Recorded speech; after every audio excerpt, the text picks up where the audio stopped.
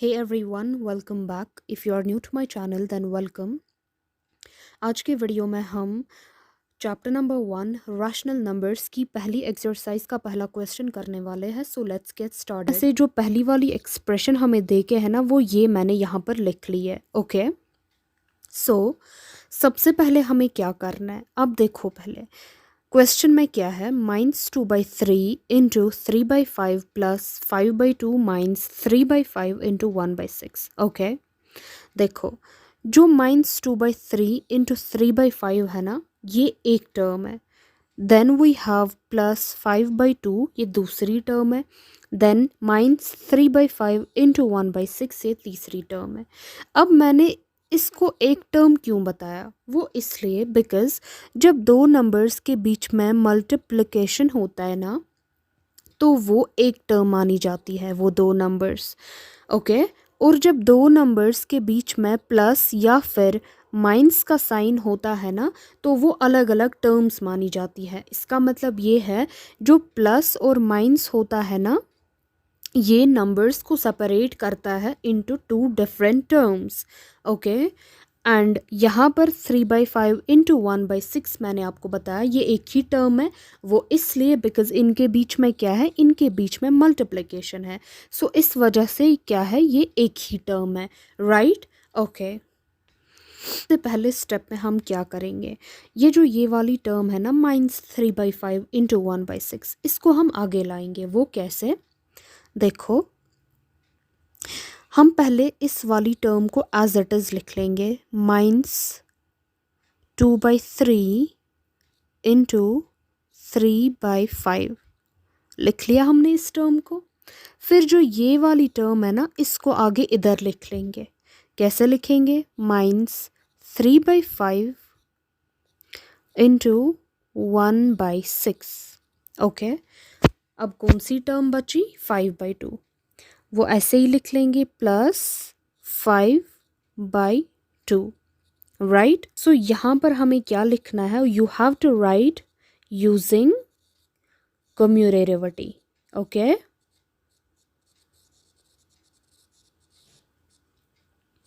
मैंने already properties पे video बनाया है, अगर आपने वो नहीं देखा है तो please check them first. Okay, तो कम्यूरेटिव प्रॉपर्टी हमें क्या कहती है, it says A plus B is equal to B plus A.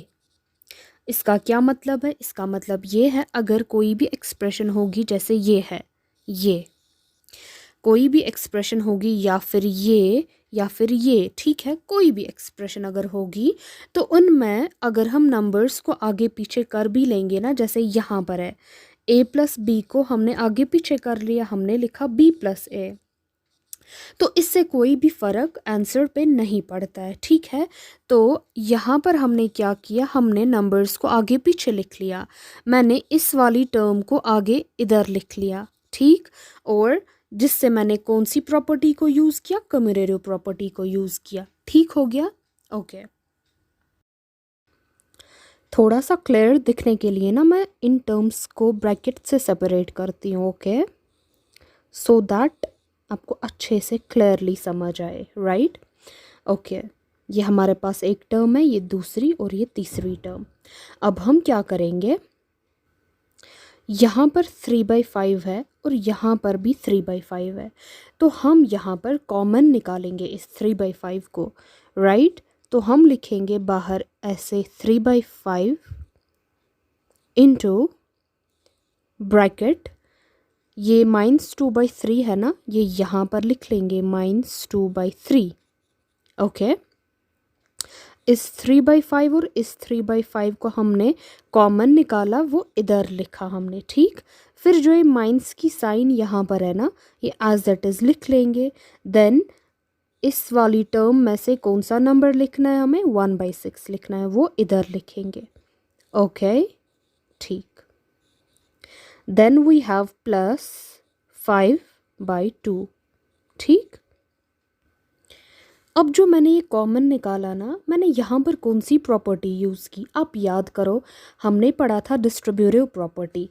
कौन सी प्रॉपर्टी, डिस्ट्रीब्यूटिव प्रॉपर्टी, तो हमने यहाँ पर उसी प्रॉपर्टी को यूज़ किया. So you have to write here using distributivity.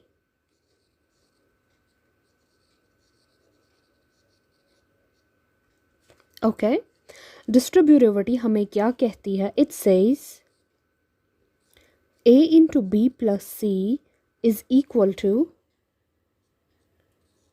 ab plus ac, या फिर प्लस की जगह माइनस भी हो सकता है, like we have a into b minus c is equal to ab minus ac. तो यहाँ पर इसी तरीके से, जिस तरीके से यहाँ पर a कॉमन है ना बाहर, एंड अंदर क्या है b माइनस c, इसी तरीके से यहाँ पर आप समझो 3/5 क्या है? इट्स a, -2/3 जो है ना इट्स b, एंड 1/6 जो है इट्स c. ठीक, ओके.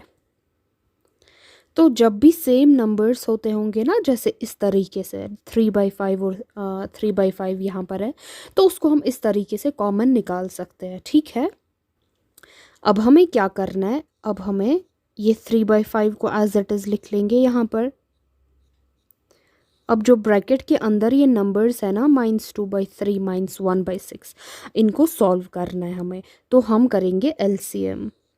3 और 6 का एलसीएम क्या होता है? इट्स 6. ओके, 3 इंटू 2 क्या होता है? 6. इसी 2 को फिर इधर भी मल्टीप्लिकेशन करना होता है. -2 into -2 that is -4. Sorry, -2 into 2 that is -4. वो यहाँ लिख लेंगे -4. और जो ये माइनस है ना, ये अपनी जगह इसी तरीके से. देन यहाँ 6 इंटू 1 इज 6. यहाँ पर भी इंटू 1 करना है. 1 इंटू 1 इज 1. तो यहाँ लिख लेंगे हम 1, ब्रैकेट क्लोज कर लेते हैं, प्लस 5/2 लिखेंगे इधर. राइट, अब हम क्या करेंगे? नाउ यू सी हेयर, मैंने यहाँ पर लिख लिया ये 3/5 इंटू -4 -1 डिवाइडेड बाई 6 प्लस 5/2, जो कि यहाँ पर हमें मिला था ये. ठीक, यहाँ पर लिख लिया मैंने ये. Right, okay. अब हम क्या करेंगे? -4 -1/6 इसको सॉल्व कर लेते हैं. 3/5 एज इट इज लिख लेंगे इंटू -4 -1. देखो दोनों नंबर्स की साइन सेम है. जब साइन सेम होती है ना, तब हम ऐड करते हैं नंबर्स को. तो 4 + 1 कितना होता है? 5 होता है. 5 लिखेंगे, बट साइन कौन सी रहेगी? नेगेटिव की साइन, यानी कि माइनस साइन रहेगी. वो क्यों? बिकॉज जो बड़ा नंबर होता है ना, उसकी जो साइन होती है वही साइन रहती है. तो यहाँ बड़े वाले नंबर की साइन क्या है? माइनस. ओके, तो डिवाइड में क्या रहेगा? 6. ये प्लस 5/2 एज इट इज लिख लेंगे. ओके, ठीक है. अब देखो, यहाँ पर हमारे पास मल्टीप्लिकेशन का ऑपरेशन है और यहाँ पर एडिशन का है. आपको बॉड मास रूल पता होगा ना, उसके अकॉर्डिंग हमें पहले मल्टीप्लिकेशन करना होगा and then we have to do addition. तो यहाँ पर हम क्या करेंगे? पहले इसको सॉल्व करेंगे, यानी कि उन दो नंबर्स को जिनके बीच में मल्टीप्लिकेशन है. ठीक है, एंड उसके बाद हम एडिशन करेंगे. ओके, तो ठीक है, 3 इंटू -5 करना है हमें. ठीक है, वो कितना होता है? 15, यानी कि -15. देखो 3 की साइन क्या है? पॉजिटिव, और 5 की साइन है नेगेटिव. यहाँ देखो प्लस इंटू माइनस क्या होता है? वो होता है माइनस. ये आपको पता होगा ना, प्लस माइनस माइनस. तो इसीलिए साइन यहाँ 15 की माइनस आएगी. देन वी हैव यहाँ पर 5 इंटू 6. 5 6 आर 30. वो किधर लिखेंगे? वो इधर लिख लेंगे हम. ठीक है, तो हो गया मल्टीप्लिकेशन. अब क्या करना है? हमें एडिशन करना है, लेकिन पहले हम इस टर्म को लिख लेते हैं. +5/2. ठीक, लिख लिया.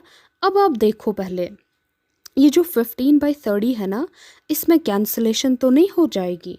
हो जाएगी ना. कैसे? आप देखो, 3 से हो जाएगा. 3 5 आर 15, 3 10 आर 30. फिर से हो जाएगा किससे, 5 से। देखो ऊपर 5 है, नीचे 10 है, तो क्या हो जाएगा, 5 1 आर 5, 5 2 आर 10। दैट मीन्स -1/2 मिला हमें इधर, वो इधर लिख लेंगे। यहाँ क्या मिला हमें, -1/2, तो लिख लेते हैं -1/2। देन वी हैव +5/2, लिखेंगे +5/2। ओके, अब क्या करना है, अब हमें एडिशन करना है, तो क्या करेंगे, 2 और 2 हो जाएगा 2 ही इनका एलसीएम। देन 2 × 1 इज 2 होता है, ऊपर भी × 1, -1 × 1 दैट विल बी -1। फिर ये जो प्लस है ना, ये एज इट इज लिख लेंगे। 2 × 1 इज 2, इधर भी × 1, 5 × 1 इज 5, राइट। अब देखो -1 + 5, देखो इन दो नंबर्स की साइन जो है वो डिफरेंट है। जब साइंस डिफरेंट होती है ना, तब क्या हमें करना होता है, तब हमें सब्ट्रैक्शन करना होता है। तो 5 और 1 के बीच में सब्ट्रैक्शन करेंगे। 5 - 1 विल बी 4, लिख लेंगे यहाँ पर 4, और साइन भी क्या रहेगी, पॉजिटिव। वो क्यों, बिकॉज बड़े वाले नंबर की साइन है ना पॉजिटिव, डिवाइडेड बाय 2। अब हमें क्या मिला, 4/2। अब हो जाएगी further cancellation, 2 1 are 2, 2 2 are 4, that means हमें क्या मिला, 2 हमारा आंसर है। ओके, आई होप आपको इतना समझ में आ गया होगा। अब हम सेकेंड क्वेश्चन करते हैं, that is part 2 of the ये है क्वेश्चन। 2/5 × -3/7 -1/6 × 3/2 + 1/14 × 2/5। ओके, तो इसको सॉल्व कर लेते हैं। सबसे पहले हम क्या करेंगे, हम कम्यूटेटिव प्रॉपर्टी को यूज़ करेंगे। ठीक, देखो मैंने आपको इससे पहले क्वेश्चन में बताया कि जब एडिशन होता है ना दो नंबर्स के बीच में, उसको हम एक ही टर्म मान लेते हैं। जैसे 2/5 × -3/7 जो है ना, ये एक टर्म हो गई। देन वी हैव -1/6 × 3/2 जो है ना, ये दूसरी टर्म हो गई। And the third one is 1/14 × 2/5। Okay, ये 3 टर्म्स है। अब आप देखो यहाँ पर 2/5 है, ठीक, यहाँ पर भी 2/5 है, ठीक। ओके, अब इन दो टर्म्स को हम एक ही जगह लाते हैं। ठीक, देखो क्या करेंगे हम पहले स्टेप में, ये 2/5 × -3/7 एज इट इज हम लिख लेंगे। ठीक हो गया, हो गई ये वाली टर्म हमने लिख ली। अब जो ये वाली टर्म है ना, इसको हम इधर आगे लाते हैं। ठीक है, तो हम क्या लिखेंगे, +1/14 × 2/5। ठीक, and remaining third one is -1/6 × 3/2। अब जो यहाँ पर मैंने इस वाली टर्म को पहले ही लाया ना इधर, तो मैंने कौन सी प्रॉपर्टी यूज़ की, मैंने यूज़ की कम्यूटेटिव प्रॉपर्टी। तो हम यहाँ क्या लिखेंगे, बाय कम्यूटेटिविटी।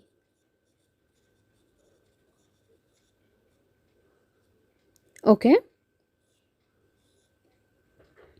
ठीक हो गया।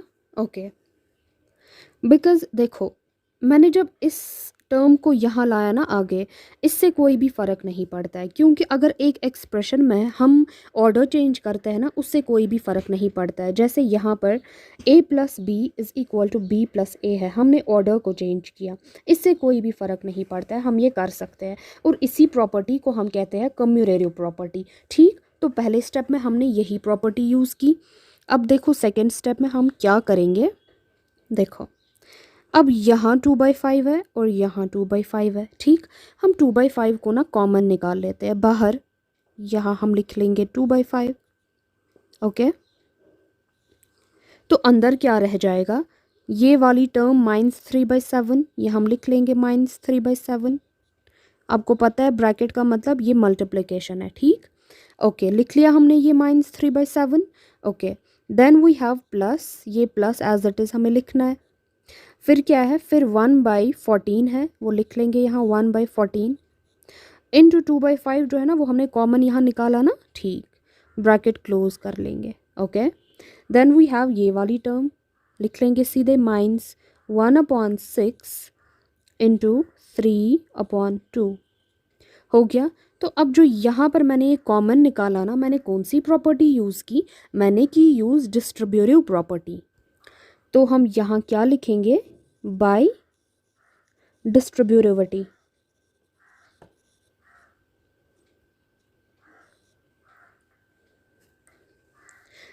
मैंने ऑलरेडी प्रॉपर्टीज़ पे वीडियोस बनाए हैं, अगर आपने नहीं देखे हैं तो आप वो पहले चेक कीजिए। ओके, सो अब जो थर्ड स्टेप है ना, अब हम क्या करेंगे, हमें क्या करना है, ब्रैकेट के अंदर जो ये नंबर्स है ना -3/7 + 1/14 इसको सॉल्व करना है। ओके, तो 2/5 पहले हम एज इट इज़ लिख लेंगे। देखो 7 और 14 को हमें एलसीएम करना है। 7 और 14 का एलसीएम क्या होता है, 14, ठीक। 7 इंटू 2 क्या होता है, 14। फिर इसी 2 को इधर भी मल्टीप्लिकेशन करना होता है। 3 इंटू 2 इज़ 6, वो यहाँ लिख लेंगे। साइन कौन सी है, माइनस की। ओके, फिर जो ये प्लस है ना, ये एज इट इज़ यहाँ लिख लेंगे। 14 इंटू 1 इज़ 14, उसी 1 को ऊपर मल्टीप्लाई। 1 इंटू 1 1 ही होगा, ब्रैकेट को क्लोज कर लेंगे। फिर ये वाली टर्म एज इट इज़ लिख लेंगे -1/6 इंटू 3/2, राइट। ओके ओके, तो मैंने यहाँ लिख लिया ये एक्सप्रेशन। सो अब हम क्या करेंगे, ये 2/5 एज इट इज़ लिख लेंगे इंटू -6 + 1, इनके बीच में सब्ट्रैक्शन होगा। 6 को 1 काटेंगे, वहाँ 5 बचेगा एंड साइन नेगेटिव रहेगी। क्यों, बिकॉज जो बड़ा वाला नंबर है उसकी साइन नेगेटिव की है, यानी कि minus divided by 14 as it is. अब ये वाली टर्म जो है ना, ये इसके बीच में मल्टीप्लिकेशन है ना, तो इसको हम ब्रैकेट के अंदर सॉल्व कर लेते हैं। 3 इंटू 1 क्या है, 3 डिवाइडेड बाय 6 इंटू 2 क्या होता है, 12, राइट, ठीक। अब क्या करेंगे, अब हमारे पास दो ऑपरेशंस है इस स्टेप में, ये मल्टीप्लिकेशन और ये सब्ट्रैक्शन। तो मैंने आपको बताया बॉडमास रूल के हिसाब से हम पहले क्या करेंगे, मल्टीप्लिकेशन ही करेंगे, ठीक। तो अब आप देखो यहाँ पर 2/5 इंटू -5/14, इनके बीच में मल्टीप्लिकेशन है। तो पहले हम देखेंगे कि कुछ कैंसिलेशन तो नहीं हो जाएगी, तो बिल्कुल हो जाएगी। यहाँ 5 है और यहाँ 5 है, 5 और 5 कट हो जाएगा, ठीक। यहाँ क्या है, 2 और यहाँ 14, इनके बीच में भी हो जाएगी कैंसिलेशन। 2 1 आर 2, 2 7 आर 14, बाकी क्या बचा, यहाँ -1 है और यहाँ 1, -1 इंटू 1 क्या हो जाएगा, -1 अपॉन यहाँ 7 बचा और यहाँ 1 बचा, 7 इंटू 1 7, ठीक। और यहाँ अपना माइनस ऐसे ही। अब देखो ये जो 3/12 है ना, इसमें भी कैंसिलेशन होगी। कैसे, 3 से कटेंगे दोनों, 3 1 आर 3, 3 4 आर 12, तो क्या बचा 1/4। तो क्या लिखेंगे यहाँ पर, 1/4, राइट, ठीक। अब इन दो के बीच में सब्ट्रैक्शन है, तो हमें क्या करना है, एलसीएम किस किस का, 7 और 4 का एलसीएम, वो कितना होता है, 28, राइट। ओके, 7 इंटू 4 क्या होता है, 28, और इसी 4 को इधर भी मल्टीप्लाई करना है, ठीक। -1 इंटू 4 -4, ये जो सब्ट्रैक्शन की साइन है ये एज इट इज़ लिख लेंगे इधर, ठीक। 4 इंटू 7 कितना होता है, 28 होता है, और इसी 7 को इधर भी मल्टीप्लिकेशन, ठीक। 7 इंटू 1 इज़ 7, राइट, ठीक। उसके बाद क्या होगा, -4 -7, दोनों नंबर्स की साइन क्या है, माइनस, तो दैट मीन्स इनको हमें ऐड करना है। 7 और 4 कितना होता है, 7 + 4 कितना होता है, 11 होता है, 11 लिख लेंगे इधर। बट साइन कौन सी रहेगी, माइनस की साइन। क्यों, साइन उसी की रहती है जो बड़े नंबर की साइन होती है, तो बड़ा नंबर 7 है तो उसकी साइन माइनस है, divided by 28 as it is आएगा। अब हम देखेंगे इनकी कैंसलेशन तो नहीं हो जाएगी, बट नहीं, इनकी नहीं होगी, बस ये जो -11/28 है ना, this is our answer. And मैं आपको बता दूं दैट हम क्लास 8 मैथमेटिक्स का जो इंटायर सिलेबस है ना वो कवर करने वाले हैं, and I will be showing you each and every question from each and every exercise, okay? So do share the video and subscribe